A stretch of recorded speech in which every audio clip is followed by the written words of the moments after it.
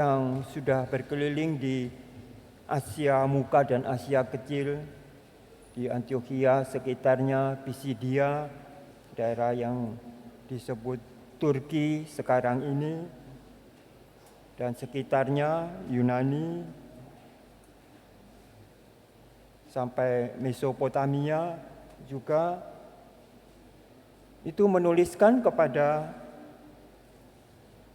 orang-orang di situ, dan juga untuk kita sekarang ini, zaman ini, di tempat ini. Petrus mengatakan bahwa Kristus, Yesus yang datang dari Bapa itu ketika hidup seperti kita manusia, Dia telah disepelekan oleh orang-orang yang justru ingin diselamatkannya. Dikatakan tentang suatu batu yang dipilih Allah untuk menjadi batu pembangunan. Ada banyak pilihan.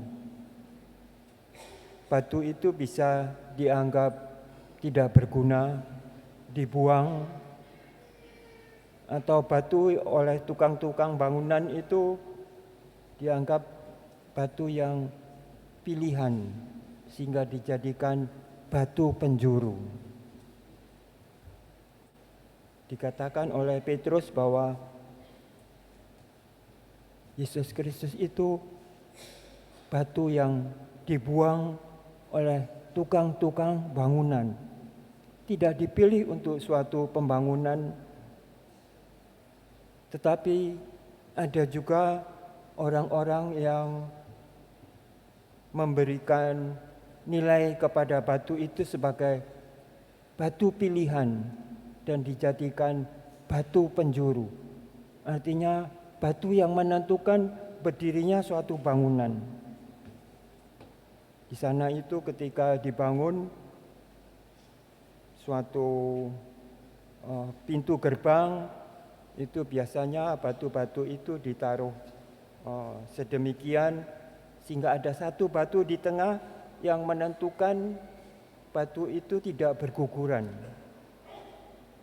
Batu penjuru, batu yang menjadi dasar untuk berdirinya suatu bangunan. Itulah Yesus Kristus yang oleh tukang-tukang bangunan yang mungkin dimaksudkan ialah mereka yang ingin membangun kerajaan Allah, yaitu pemimpin-pemimpin masyarakat, imam-imam Yahudi yang ingin meneruskan perjuangan nenek moyang mereka, Abraham, Ishak, dan Yakub. Tetapi ketika Yesus datang justru dianggap batu yang dibuang. Ia disalibkan karena mereka menghendaki demikian agar tersingkir. Tetapi justru Allah telah memilih dia untuk menjadi batu penjuru yang bagi para rasul yang semakin lama semakin mengenal Yesus itu dijadikan suatu batu penjuru, batu pilihan yang membuat mereka mampu untuk membangun jemaat Allah yang baru. Jemaat Allah yang baru itu mendapatkan berbagai pukulan, hendak dihentikan pembangunannya.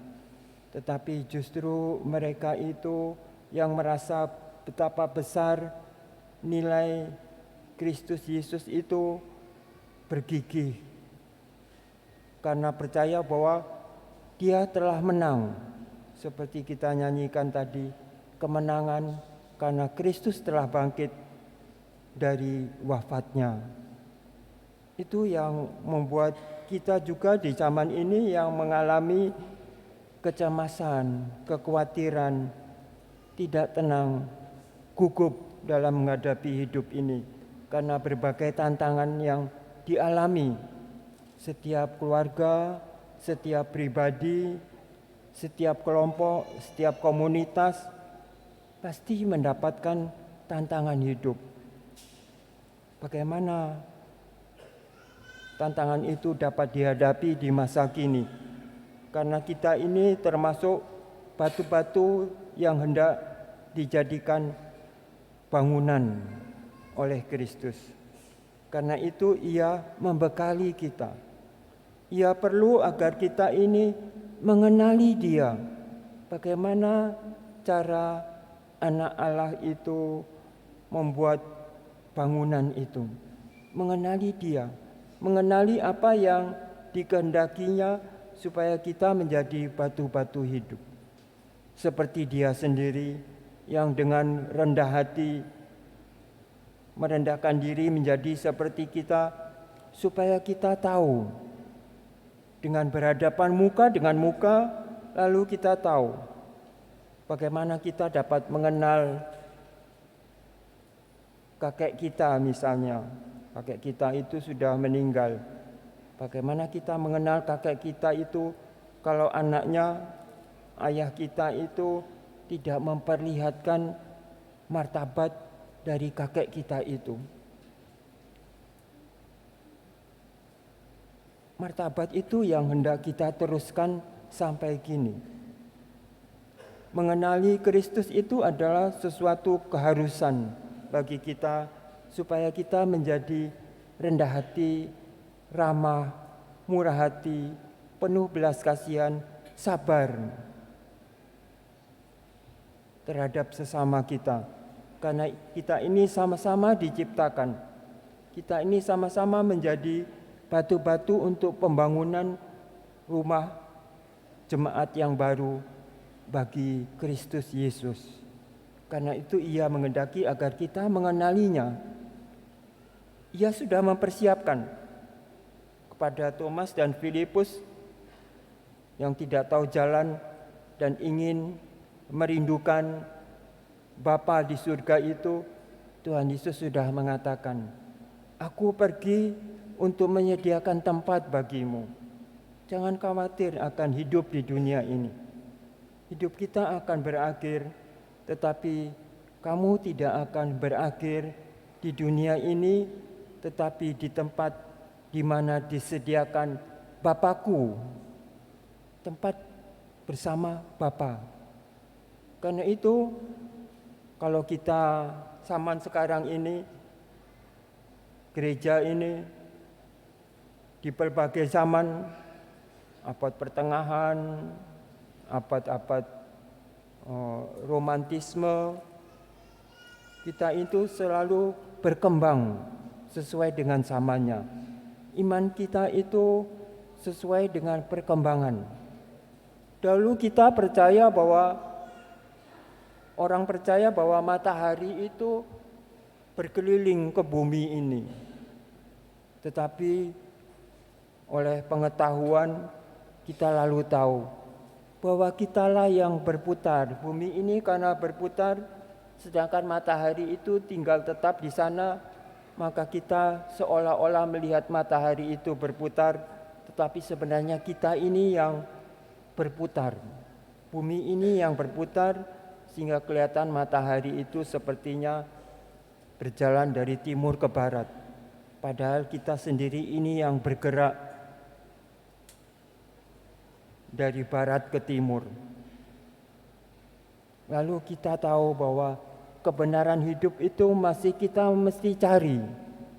Kebenaran hidup yang bagaimana? Kebenaran hidup itu terletak di dalam hati nurani kita. Perubahan zaman boleh terjadi. Teknologi sekarang begitu tinggi. Tetapi hati nurani kita tetap hati nurani manusia.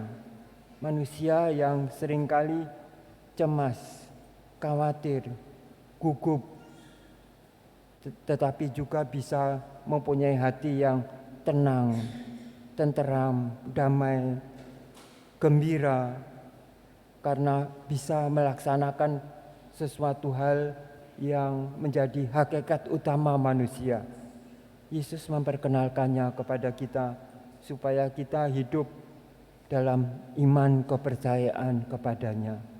Itu yang utama, karena kita ini dikehendaki oleh Allah untuk hidup abadi bersama Dia. Jangan runtuh, jangan binasa dalam menghadapi tantangan hidup ini.